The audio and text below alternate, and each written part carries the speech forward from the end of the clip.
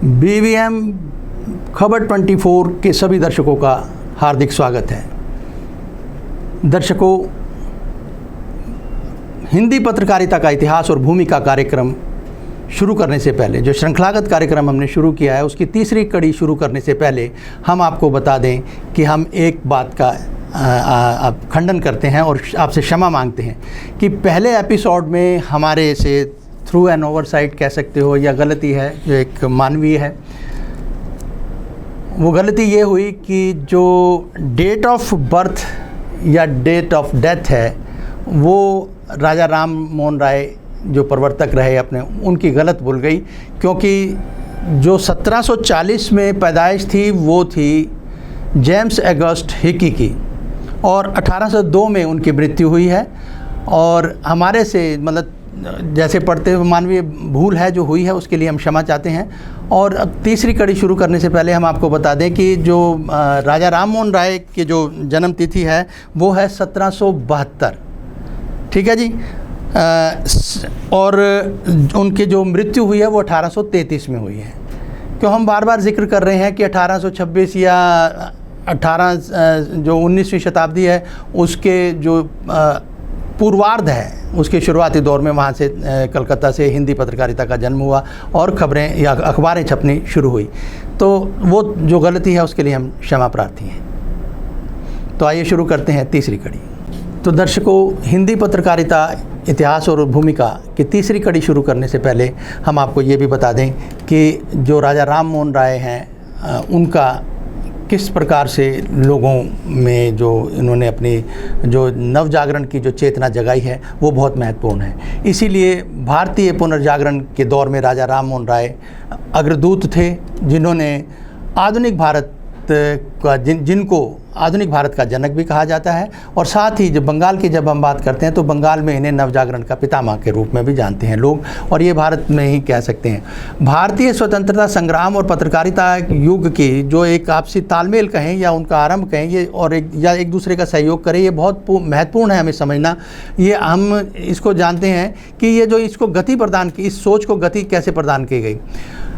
राजा राम मोहन राय और उनके साथी जो थे, जिन्होंने अपने जिन पत्रों का संपादन किया, उनमें से कुछ नाम हम आपसे साझा करते हैं। एक है संवाद कौमुदी। संवाद कौमुदी का मतलब ये होता है कि जो सफ़ेद फूल कमल के मानिंद है, वो कमल की तरह, मेरा मतलब वो फूल जो है वो पानी में ही रहता है, खिलता है। एक मिरातुल अखबार है, इसके मायने होते हैं ईश्वर एकेश्वरवाद, यानी ईश्वर एक है, और इसके साथ ही बंगदूत, ठीक है जी। ये अखबार जो थे, ये समाचार पत्र थे, ये इनके द्वारा संपादित भी किए जाते थे और बाकी जो काम इनका था उनका वो संभालते थे। और ये इस युग की हमें महत्वपूर्ण बात ये है कि जब 1857 की बात करें या उससे पूर्व देश के जो राजनीतिक इतिहास थे, जो हालात थे, वो कॉलोनियल पीरियड, ब्रिटिशर्स के रूल में, उस वक्त जिस तरह की एक घुटन महसूस होती थी लोगों को, तो उसको लोगों तक पहुंचाने के लिए अंग्रेजियत को किस तरह से समझा राजा राम मोहन और उसके लोगों ने, साथियों ने, मेरा मतलब सहयोगियों ने, और उसको समझकर अखबार का सहारा लेकर उनकी सारी नीतियां, उनकी सोच को लोगों तक पहुंचाया। तो ये महत्वपूर्ण भूमिका यहाँ से शुरू होती है हिंदी पत्रकारिता की, ठीक है जी। और हिंदी पत्रकारिता के और समझने के लिए हम बात करते हैं जो उदंत मार्तंडेय अखबार है। उदंत मार्तंडेय अखबार के जो संपादक थे वो जुगल किशोर शुक्ल थे, ठीक है जी। 30 मई 1826 में ये शुरू हुआ। इसी करके आप जानते होंगे कि 30 मई को प्रेस दिवस मनाया जाता है। हम और आप जानते हैं कि प्रेस दिवस मनाया जाता है। इसके अलावा जो महत्वपूर्ण बात है हिंदी पत्रकारिता की, और जो उत्तरी भारत के हम लोगों की, और जो हिंदी बेल्ट है, चाहे वो बिहार से ताल्लुक़ है, हिंदी जो चाहे वो उत्तर प्रदेश की बात करें या इधर से मध्य प्रदेश की बात करें, तो यहाँ के लोग जो हैं वो राजनीति में इतनी रुचि रखते हैं। क्यों? वो इसी करके कि जो हिंदी के अखबार छपने शुरू हो गए थे वो अंग्रेज़ी हुकूमत के दौर में, और विशेषकर 1857 की जो प्रथम क्रांति, जो एक आज़ादी के लिए जो संग्राम था, तो स्वतंत्रता संग्राम जो शुरू हुआ और ये क्रांति शुरू हुई, उस दौर से पहले भी और उस दौर के दौरान भी और उसके बाद भी हिंदी का काफ़ी जो है ज़ोर रहा, और इस जो पत्रकारिता, हिंदी पत्रकारिता, उसने अपना एक मुकाम हासिल किया, लोगों तक जो अपना दायित्व भी निभाया। तो ये हिंदी पत्रकारिता की जो शुरुआत है, इसको हम समझ रहे हैं। पत्रकारिता का जो इतिहास है और उसकी भूमिका, जो हमारा जो शीर्षक है हिंदी पत्रकारिता का इतिहास और भूमिका, ये हमारी तीसरी कड़ी है। यहाँ हम आपको बता दें कि 1857 वाली जो हमने बात करी है, ये एक बहुत महत्वपूर्ण बात है कि इसके दौरान, इसके बाद भी जो पेपर बहुत सारे जो छपे हैं, जो समाचार पत्र हैं, उनमें भारत मित्र है और सुधार निधि है, उचित वक्ता है, ये प्रमुख ये समाचार पत्र उस दौर के कहे जा सकते हैं। ठीक है जी। इसके अलावा ये तो हम बात कर रहे हैं हिंदी पत्रकारिता के इतिहास की, हम आपसे भारतीय पत्रकारिता के इतिहास की बात भी करेंगे, क्योंकि अंग्रेज़ी की जो हमने बात की है तो वो जेम्स ऑगस्ट हिकी ने शुरू करी 1780 में अंग्रेज़ी अखबार की। इसके पैरेलल जब हम आते हैं, वो उसका अंग्रेज़ी अखबारों का इतिहास हम आपको बताएंगे, जो जे नटराजन की एक किताब लिखी हुई है, ये है भारतीय पत्रकारिता का इतिहास। तो इसकी मदद लेकर हम आपको बताएंगे कि किस प्रकार से जो भारतीय पत्रकारिता का इतिहास प्रारंभ हुआ और किस किस अखबार ने कब कब कहाँ कैसे जन्म लिया और क्या क्या वो अपना दायित्व निभाकर आज कहाँ तक पहुँचे हैं।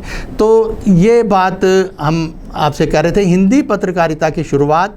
ठीक है जी। इसके साथ साथ ये भी हम आपको बता चुके हैं कि 1690 में वेस्ट बंगाल के हैं या बंगाल की जो है वो नींव रखी गई, और हमने बताया था कि आधुनिकता के क्या मायने हैं, किसने समझा आधुनिकता, जब अंग्रेजियत फैली हुई थी और अंग्रेजियत को एक वर्ग था समाज का जो सिर्फ अंग्रेज़ी बोलकर फैशनेबल एक जीवन व्यतीत कर रहा था, एक समाज में वर्ग वो था, वो अंग्रेज़ी उस तरह से लेते थे, और एक वर्ग जो है वो राजा राम मोहन राय और जो प्रवर्तक का वर्ग था, जिन्होंने अंग्रेजियत को समझा, अंग्रेजियत नहीं बल्कि फ़ारसी भी समझी उन्होंने, और भी भाषाएँ थी जिसके चलते उन्होंने जो पत्र हमने आपको बताया कि संवाद कॉमेडी है या एक और 2-3 अखबार उन्होंने निकाले हैं, तो वो आपको हमने बताया कि उन्होंने निकाल के उनका सिर्फ और सिर्फ मकसद ये है कि भाषा को समझो, भाषा को समझने के बाद हम दूसरे के साथ संवाद कर सकते हैं, और संवाद करने का मकसद ही यही होता है, यही मतलब होता है कि हम एक दूसरे को अच्छी तरह से समझें।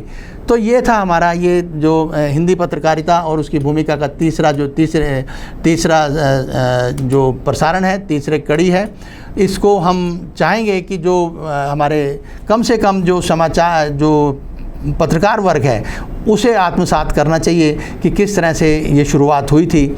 सिर्फ ये नहीं कि अखबार समझ लिया, अखबार में सिर्फ ये रूटीन की जो आम घटनाएं होती हैं उसका लिखना मकसद नहीं होता। समाज में जो जागृति फैले वो कैसे फैलेगी, कैसे चेतना जो है, जैसे राजा राम मोहन राय की बात हम करते हैं तो नवजागरण की चेतना कैसे फैली। ठीक है, अखबार एक सहारा है, बिल्कुल है, और अखबार ही एक माध्यम है। अब तो टीवी भी आ गया, तो लेकिन वो माध्यम तब जो सार्थक होगा जब हम कोई उचित बात या सार्थक बात या ये उपयोगी बात समाज से लोगों को साझा करेंगे। तो ये थी हमारे जो हिंदी पत्रकारिता इतिहास और उसकी जो भूमिका है, उसकी तीसरी कड़ी, तीसरा प्रसारण। तो इसके साथ आज की बात हम यहाँ समाप्त करते हैं, और आगे फिर हम इसी चर्चा को और इसी कार्यक्रम को हिंदी पत्रकारिता का इतिहास और भूमिका इसको जारी रखेंगे। फ़िलहाल इतना ही। नमस्कार।